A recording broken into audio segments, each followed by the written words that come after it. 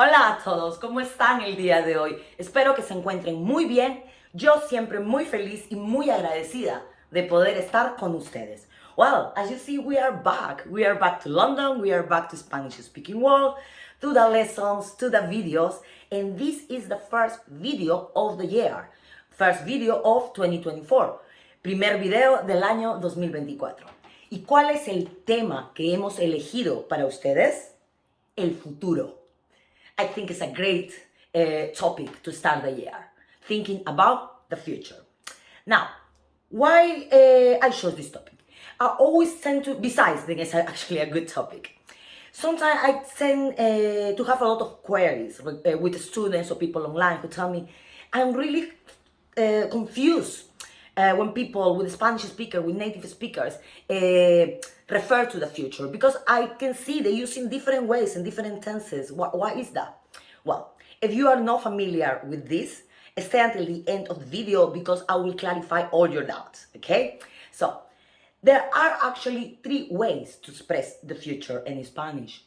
One of them, of course, is the future simple, okay? El futuro simple.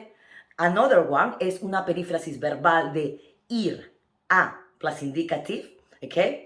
And the last one is actually el presente del indicativo, so the actual present tense, okay? So, Maria, you're telling me that I can just use either of them? No. You have to use each of them accordingly to the situation, accordingly to each situation. But we're gonna go step by step, okay? So, the first one is gonna be el futuro simple, okay? The future simple, el futuro simple. And this is the conjugation. Now, as you can see, it's actually easier than other tenses. Why is that? Because you see the ending of ar, and ir, they are basically the same. So it's not changing. For example, hablar, hablaré. Comer, comeré. Escribir, escribiré. So you see, the whole conjugation does not change regarding the ending of the verb. So for that, it's actually more simple than other tenses. Okay? So when we're gonna use the future tense? Well, we're gonna use the future tense when we want to express or tell things that are gonna happen in the future. Okay? Ejemplo. En mayo viajaré a Lima por negocios. O, por ejemplo, el próximo verano no tendré vacaciones. Es verdad. Es verdad. Okay, so I'm letting you know what is gonna happen in the future. Another thing, and another very popular way to use this tense is when we give predictions. Okay, so it goes a lot with weather. For example, este fin de semana lloverá o nevará. Okay, most likely. So it has to do a lot with predictions, and it goes really well. I mean, if you ever watch the weather channel in Spanish, you're gonna listen like future tense, future tense, future tense all the time, because it goes a lot well with predictions, and of course with weather predictions. Another form is well with horoscopes, yeah, you know, like Capricorn, Pisces, and all of that. So they will predict, ¿no? Esta semana María ganará la lotería. Ah, es una predicción de un horóscopo. So for predictions, it used a lot the future tense. The future tense as a future simple, como el futuro simple. Okay? Now, let's go to the other case. What is la perífrasis verbal? De ir a más infinitivo. When we're going to use that? We're going to use that when we want to tell our plans. Okay? Por ejemplo, este año me voy a comprar un depa. Okay? Un departamento. Este año me voy a comprar un departamento. Son mis planes. Okay? Son mis planes. Entonces, yo uso ir a más indicativo. Okay? Also, it can be used for like a intention of something that we want at the moment. Okay? For example, ¿no? Una intención actual del momento. Por ejemplo, todos los años, cuando comienza el año, ¿no? New Year Resolution, ¿no? Este año voy a correr por las mañanas. Este año voy a comer más saludable.